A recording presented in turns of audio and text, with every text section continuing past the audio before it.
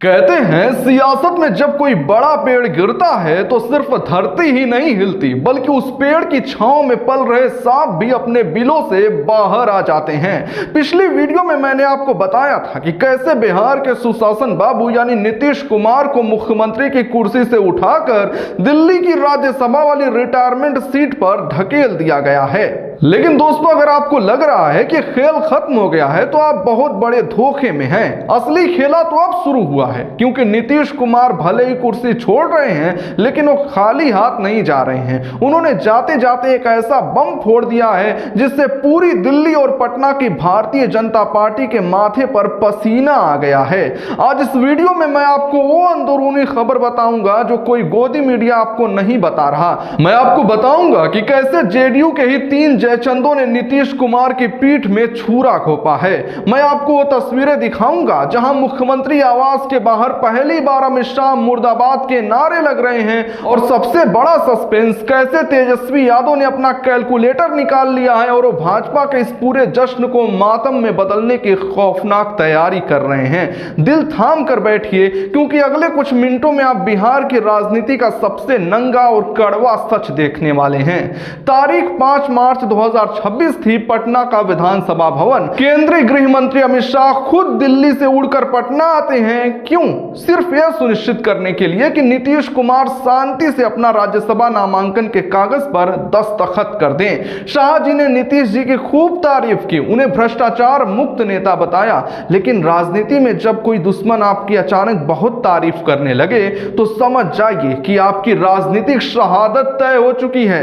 लेकिन क्या नीतीश कुमार इतनी आसानी से हार मानने वाले नेता हैं? बिल्कुल नहीं। जैसे ही यह साफ हुआ कि बिहार का अगला मुख्यमंत्री भाजपा का होगा, नीतीश कुमार ने अपनी आखिरी चाल चल दी। खबरों और सूत्रों के मुताबिक नीतीश कुमार ने भाजपा के सामने कड़क शर्त रख दी है। उन्होंने साफ कह दिया है, ठीक है, हम मुख्यमंत्री का पद छोड़ देंगे लेकिन सरकार का रिमोट कंट्रोल हम अपने पास रखेंगे। जेडीयू ने भाजपा से सीधे तौर पर गृह मंत्रालय और विधानसभा स्पीकर के पद की मांग कर दी है। जरा सोचिए, गृह मंत्रालय जो पिछले 20 सालों से नवंबर 2025 तक खुद नीतीश कुमार के पास था और जिसे भाजपा ने उनसे छीनकर अपने उप मुख्यमंत्री सम्राट चौधरी को दे दिया था, आज नीतीश उसे वापस मांग रहे हैं। आखिर क्यों?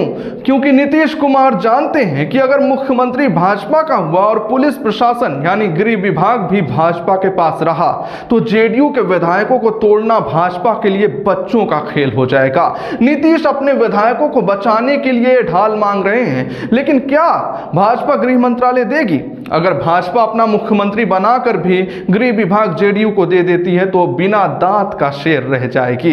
यह पेंच ऐसा फंसा है कि गठबंधन की सांसें अटक गई हैं और इस पेंच के बीच पटना की सड़कों पर आग लग चुकी है। आप इन तस्वीरों को देखिए। ये कड़े मार्ग यानी मुख्यमंत्री आवास के बाहर का नजारा है। ये जेडीयू के कार्यकर्ता हैं जो कल तक भाजपा के साथ गलबहियां करते थे। आज इनकी आंखों में खून उतर आया है।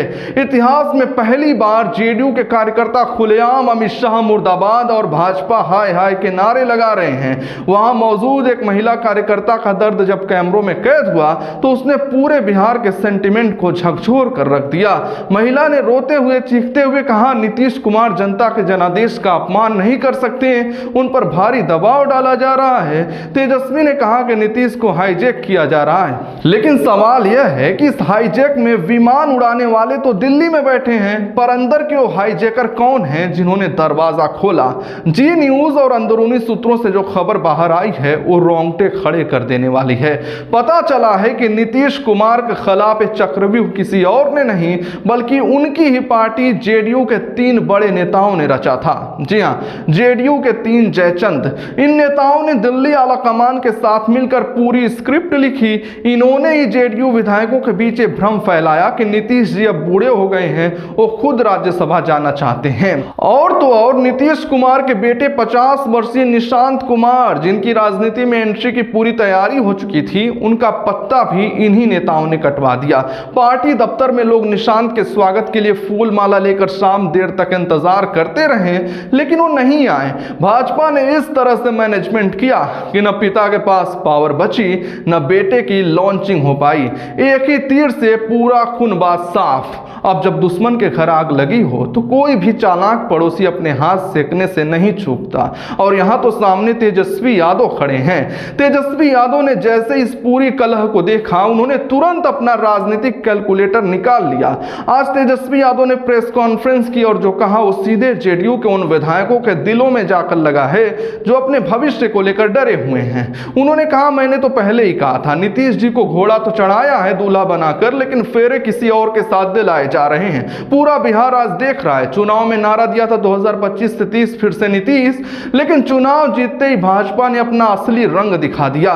ये बिहार में महाराष्ट्र मॉडल लागू कर रहे हैं। भाजपा कभी किसी पिछड़े नेता को टिकने नहीं देती। उन्होंने नीतीश जी को हाईजैक कर लिया है और अब एक रबर स्टैंप मुख्यमंत्री बिठाना चाहते हैं। तेजस्वी का यह महाराष्ट्र मॉडल वाला तंज कोई हवाई बात नहीं है। वो शिवसेना और एनसीपी का उदाहरण देकर जेडीयू विधायकों को डरा भी रहे हैं और जगा भी रहे हैं। तेजस्वी समझा रहे हैं कि आज नीतीश गए हैं, कल तुम्हारी पार्टी तोड़कर तुम्हें भी खत्म कर दिया जाएगा। और यकीन मानिए, तेजस्वी सिर्फ कैमरे पर नहीं बोल रहे हैं, ऑपरेशन लालटेन पर्दे के पीछे फुल स्पीड में चल रहा है। सूत्रों की माने तो आरजेडी के बड़े नेता उन जेडीयू विधायकों के सीधे संपर्क में हैं जो भाजपा के मुख्यमंत्री के नीचे काम करने को अपनी तौहीन मान रहे हैं। गणित बड़ा सीधा है। बिहार विधानसभा में 243 सीटें हैं। तेजस्वी के महागठबंधन के पास एक ठोस आंकड़ा है। अगर जेडीयू के 15-20 विधायक बगावत कर देते हैं या पार्टी दो फाड़ हो जाती है तो भाजपा का मुख्यमंत्री शपथ लेने से पहले ही अल्पमत में आ जाएगा। दोस्तों, बिहार की राजनीति आज उस ज्वालामुखी के मुहाने पर खड़ी है जो किसी भी सेकंड फट सकता है। एक तरफ भाजपा है जो हर हाल में अपना भगवा मुख्यमंत्री पटना की गद्दी पर बैठाना चाहती है। दूसरी तरफ नीतीश कुमार हैं जो दिल्ली जाने से पहले गृह मंत्रालय और स्पीकर की चाबी अपने पास रखकर भाजपा को पंगु बनाना चाहते हैं। और इन दोनों की लड़ाई के बीच घात लगाए बैठे हैं तेजस्वी यादव जो जेडीयू की बगावत की आग में अपनी सरकार की रोटी सेकने की तैयारी कर रहे हैं। अगले 48 घंटे, जी हां, सिर्फ अगले 48 घंटे बिहार के इतिहास के सबसे अहम घंटे होने वाले हैं। क्या अमित शाह जेडीयू के बागी विधायकों को ईडी और सीबीआई का डर दिखाकर शांत कर पाएंगे? क्या नीतीश कुमार गृह मंत्रालय न मिलने पर कोई आखिरी पलटी मारेंगे? या फिर तेजस्वी यादव अपनी राजनीतिक गुगली से भाजपा के इस पूरे ऑपरेशन बिहार को ऑपरेशन फेल में बदल देंगे? मैं आपसे पूछना चाहता हूं कि आपको लगता है कि भाजपा ने नीतीश कुमार के साथ धोखा किया है? और क्या तेजस्वी यादव को जेडीयू के बागियों के साथ मिलकर रातों रात सरकार बना लेनी चाहिए? अपना जवाब कमेंट बॉक्स में बेबाकी से अभी लिखिए, क्योंकि आपकी राय ही लोकतंत्र की असली ताकत है।